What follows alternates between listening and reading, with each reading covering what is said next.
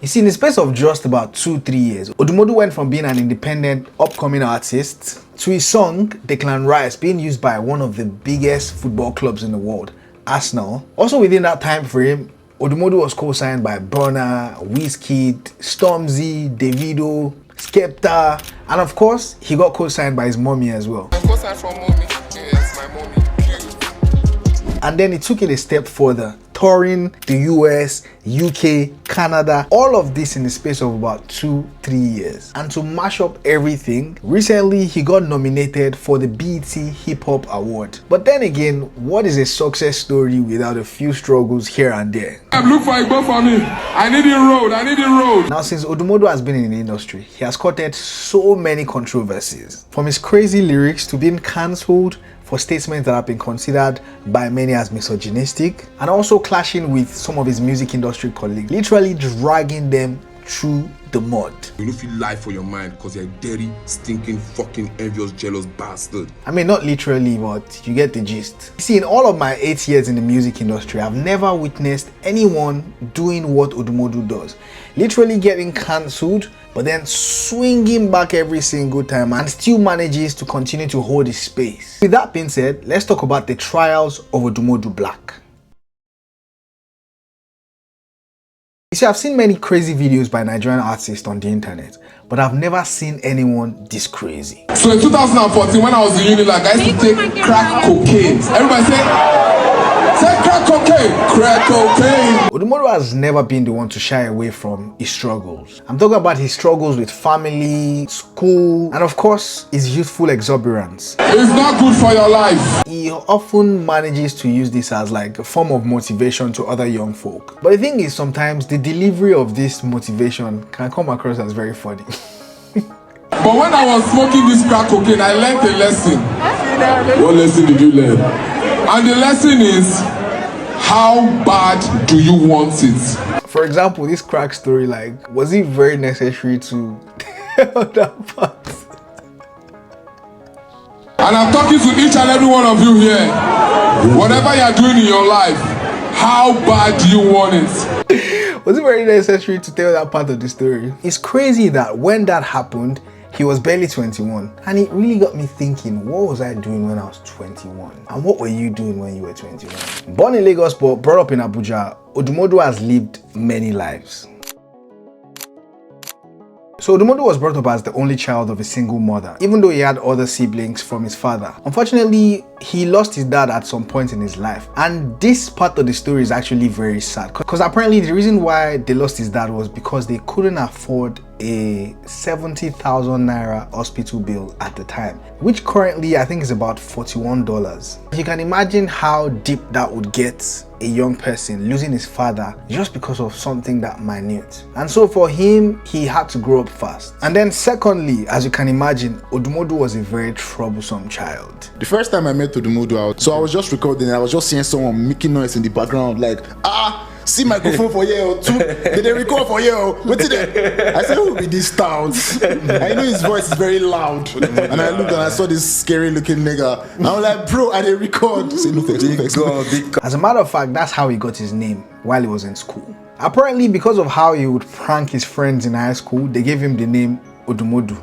Where you see the name? Now for secondary school, I just played a prank on someone, made him, he was scared. He was like, guy, you look like Odumodu, like a masquerade.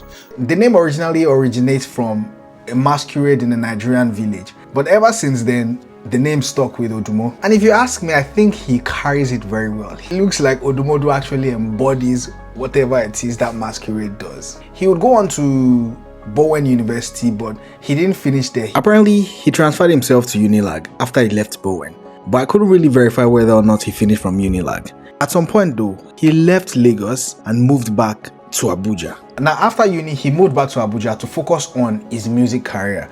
Now it's ironic considering the fact that Lagos is obviously the music capital of Nigeria, but then going to Abuja, where at that time, it felt like to the rest of the country, nothing really was coming out of Abuja. But Odumodu and his crew, Anti-World Gangsta, would come to prove the entire country wrong, cause they changed the game. And so he and his crew stayed in Abuja, deciding that here is where we're going to create our buzz. They took a disruptive approach. Here in Lagos, let's say a fish pond. There are 10 fishes in Lagos and there are 100 fishermen. In Abuja, there are 10 fishes and there are 5 fishermen. If you're a fisherman, where will you go and cast your nets? Which was very risky, but it worked out for them. But when we're in Abuja, the Skepta should come. If they don't call 3 artists, they don't call me, then they never call any artists. They never do show. I've performed on Burna Boy stage, Wizkid stage, Olamide stage. Every artist you know in Nigeria that has blown, Odumodu has performed on his stage. And so to achieve this, they seem to have a strategy. And he would go on to release more than 5 musical projects within 2017 and 2022. With all of this, he started building a loyal following. Languishing in the underbelly of the underground creative scene, Odumodu found a collective of like-minded artists like himself. They call themselves the anti-world gangstas. And the members of this crew consist of Replay, Fatboy E, Agunabueze, who also happens to be Odumodu's brother, and Super Shagba. Alongside all of these rappers, they had a producer who also happens to be a sound engineer. His name is Cross. In 2019, they dropped their debut project titled Gang Business. Serious something, don't be joke. And they just kept pushing, bro. They just kept pushing. Before finally finding mainstream success, Odumodu and his crew just kept working hard. And he did this with a squad while representing their city. Like, bruh, trust me, that's gangster. You know what they say about opportunity, preparation, and luck? Well, Odumodu is a living proof of what happens when all of these factors harmonize at the right time. I mean, we know the typical story and playbook of a successful Nigerian artist. You're probably in your late teens, maybe you're 19, 20, 21, you blow up. By the time you reach your mid-20s, you're becoming solidified as an A-list artist. And so generally, the music business is a very young person's game. Talk about Wiz, talk about Burna, Davido, and like the more new artists like Rema, Ira. Now look at Odumodu. His story, very different. And let's break it down. Odumodu blew up at the age of 29. Artists blew up when they were 20, 21. I know how far I've come to get here. It took me 7 years to get to this point. Which is literally a year before 30. He is basically a hardcore rapper. Unlike the other guys who moved to Lagos or who were living in Lagos already, he was based in Abuja. His aesthetic was also very different, with his Okwagu arts and his dark shades and like that fierce Suge Knight type stare. He wasn't coming with love. My guy was coming with war, industry machine type vibe. Do you sometimes feel like some of those, like the responses, like it's not necessary? It is always necessary. Why Every time it is necessary. Who said they were not necessary? Because they said, oh, you are a brand. That's what I'm saying. Because, oh, you're a brand. You're not an artist. You're a public figure. I'm nobody's role model. Jesus is there. Follow Jesus. Don't follow me. Jesus. Don't follow me. I fornicate. I drink. I smoke. You want to make me your role model? You must be a dummy. And so ordinarily, when you look at the typical playbook, you never really would expect someone with all of these factors coming to play in his career to blow up on the level that he's playing at the moment. And that's one thing that makes his story even more interesting. And so if we're keeping it 100, Odumodu is nothing like we've ever seen before in the music industry in Nigeria. In 2022, OD got signed to Native Records. Native Records has a partnership with Def Jam. He released his first single titled Picanto, and this record was starting to climb the charts real quick. And people were starting to recognize him as that new guy in the scene. Even though he wasn't new, he had been in the game for a long time already at this point. He followed it up with Declan Rice, and Declan Rice took over everywhere. And that was his first top 10 record on the turntable charts. And the song was so big that Arsenal Football Club used the song to unveil their new signing at the time, Declan Rice. Declan Rice also obviously showed his love for this record. And this record just put Odumodu into another realm entirely. Just landed. He was big, everybody was vibing to the song. Everybody loved the song. Even people that typically wouldn't vibe to Nigerian rap music were vibing to this record. He was doing his thing. And it's crazy when you think about it, because this guy barely 2-3 years ago, he was just somewhere in Abuja doing his thing, but he wasn't popping like this. Now, following the success of Declan Rice, he would go on to drop other records like Dog Eats Dog. He also had the record Fire Gun, Woto Woto Seasoning, which is one of my personal favorites. Like, I love that jam. And then the chart-topping Blood on the Dance Floor. Also, it was featured on both local and international songs like No Option, Normally, Wrong Person, Jangrova, Purposefully. The list goes on. The crowning moment of all of this, however, was when he won the award for the Rookie of the Year and the Best Rap Single at the 2023 Eddies. And the winner is Odumodu Black. And after a year that saw two of his songs top Afrobeats charts in the US and the UK, he got nominated for the 2024 BET Hip Hop Awards, the Best International Flow category. Sadly, he lost his awards to the UK rapper Gets, but I'm sure you agree with me that the nomination alone for a Nigerian rapper who had only been in the scene within that short amount of time, that enough is a win. You know when those intrusive thoughts go through your mind? And you know that if I say this thing out, it's going to be so controversial, probably cancel me from everything. Now, while some people know how to control their controversial statements and thoughts, for some people, they themselves, they are literally a walking ball or rolling ball of controversy. Look for a go for me. I need a road. I need a road. And people in this context, I'm talking about Odumodu Black. Competition dey your mind. I'm not talking to you because of teasy, pussy ass nigga. You're a dirty, silly, jealous, envious, fucking dirty bastard. That's what you are, nigga. Now this is where the big kasala started with OD. In 2023, he got featured by Charlie Poppy on his record titled Cast. In this record, while Odumodu was spitting his hardcore bars, he goes, If she no fuck, oh, if she no suck, who go pay for a wig and number? And bro, everybody came for him. I mean, maybe not everybody, but mostly the feminists were not having it. They were like, what do you mean? What do you mean if she no fuck or if she no suck, who will pay for a week and I'm back? That's very misogynistic. Now, if you don't know what that line means, the summary of it is that if this babe does not work and if she doesn't suck, then she wouldn't be able to afford a week and handbag. Honestly, between you and I can see why people were mad at that. Because to many, the lines would easily be considered as misogynistic. As a matter of fact, this tweet from this female Twitter user further kind of gives more context into how many people felt about what Odumodu said in the line. But one thing about him is that he usually never backs down. He's like, bro, I said it type of vibe. But this would be like the beginning of the entire Odumodu controversy.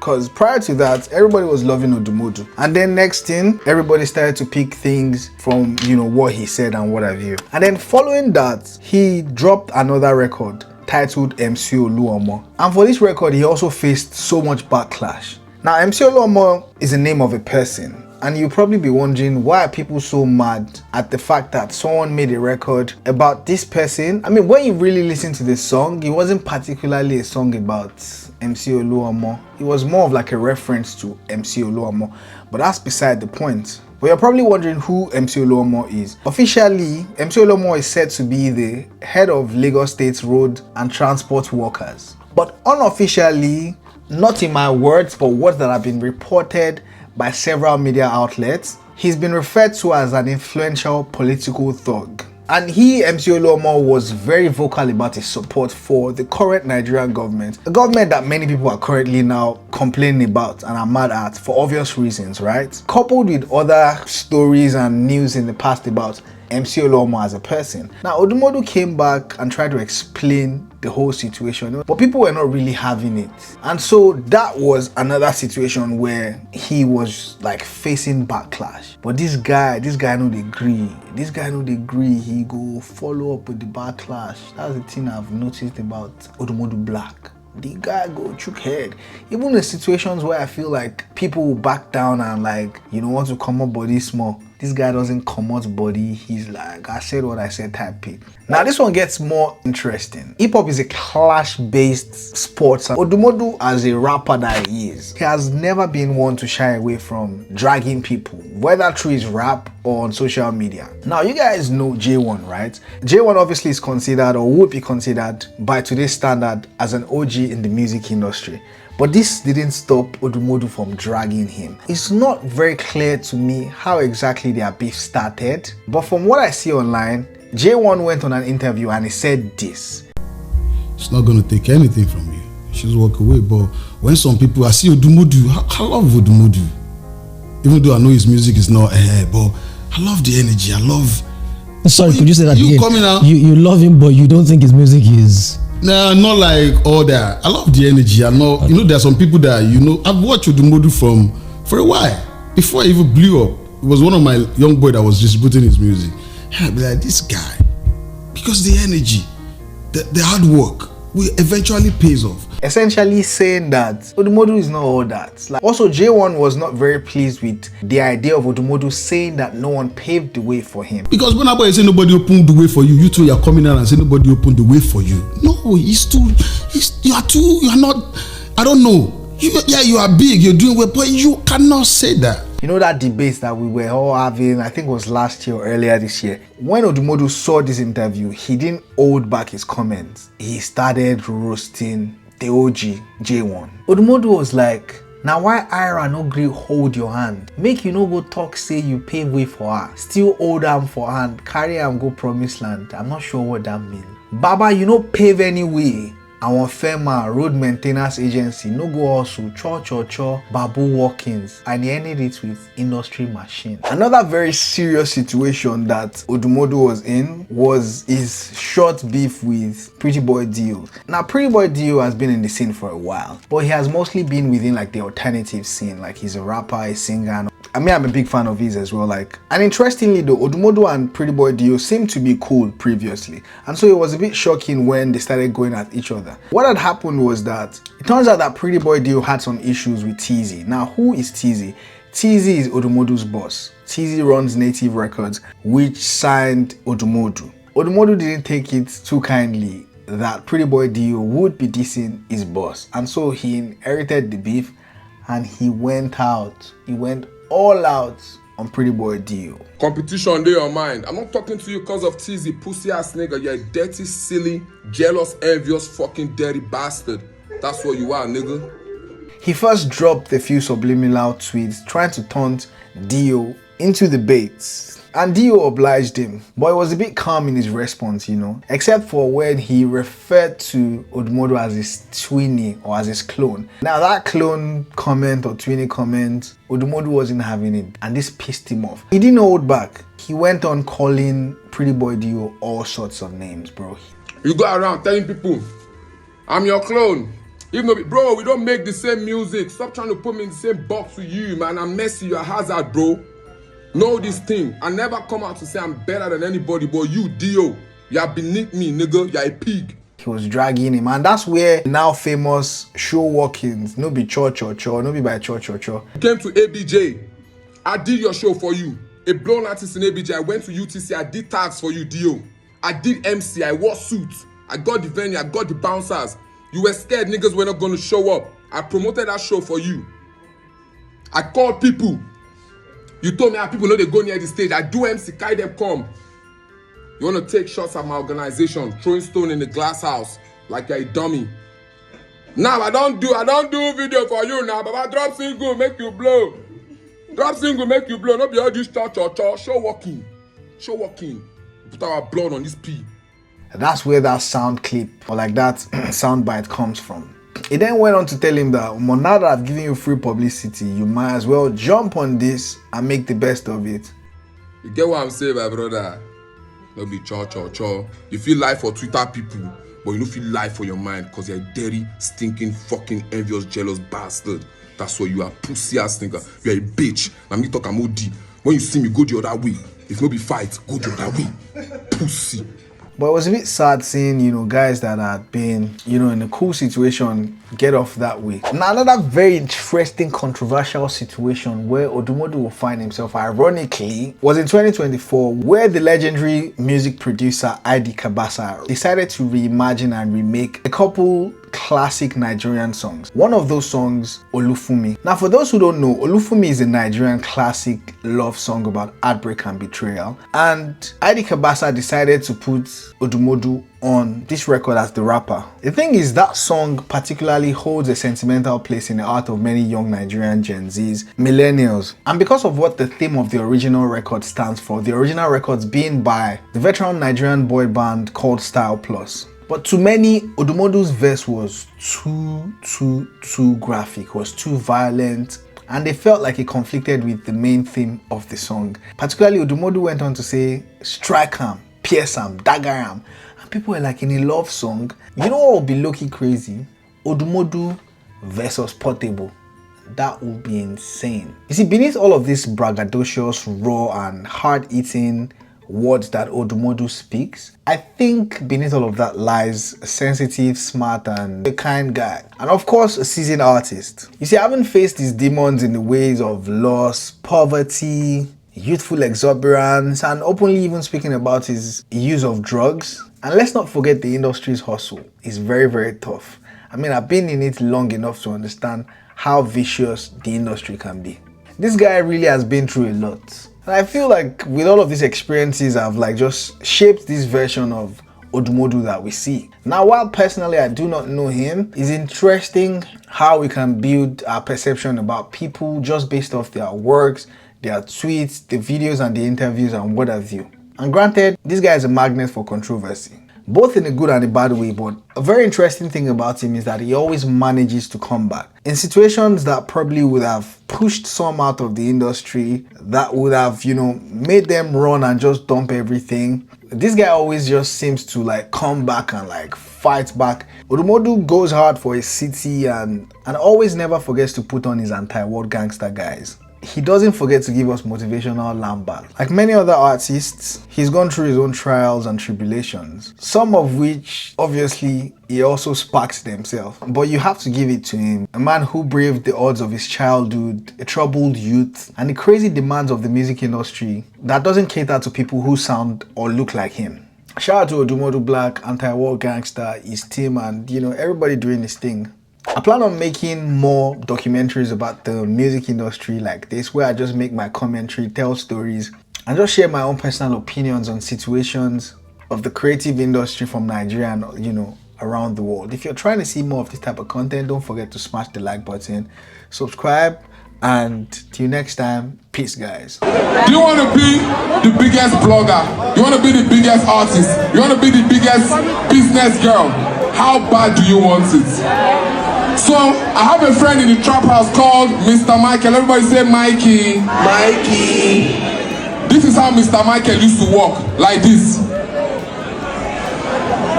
That zombie walk. He said that they shot him in his leg when he was in Chicago. This thing I'm telling you is a true life story. But this guy now, he stays 20 minutes away from the trap house by road.